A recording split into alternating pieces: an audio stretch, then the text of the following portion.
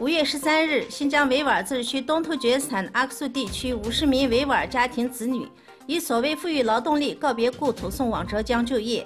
阿克苏地区计划将陆续组织1500个维吾尔家庭子女送往浙江就业。新疆当地政府提出，在3年内将完成10万少数民族群众前往内地进行就业、创业的目的。在中国入侵者占领的新疆维吾尔自治区东突厥斯坦塔城地区峨眉县各种大大小小的政治教育改造中心，羁押了6000多名维吾尔人及哈萨克人。其中一个政治教育改造中心的人员因伙食问题进行了集体绝食抗议。当地政府还强迫穆斯林喝劣质白酒、吃猪头肉及内脏，以消磨他们的意志。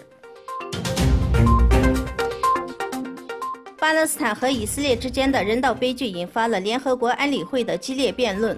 美国常驻联合国代表团发言人尼克·哈雷在与巴勒斯坦发言人里亚德·曼苏尔的谈话中离开了会场。英国强调必须谨慎处理这种情况。会议主要讨论两国合作关系的现状及发展前途，加强安全相关的问题，采取措施预防中国和俄罗斯在中亚地区的扩张主义政策。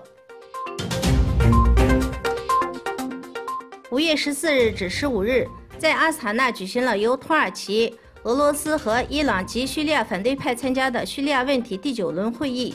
各方主要讨论了冲突降级区以及从叙利亚东古塔和霍木斯撤离反政府武装的有关情况。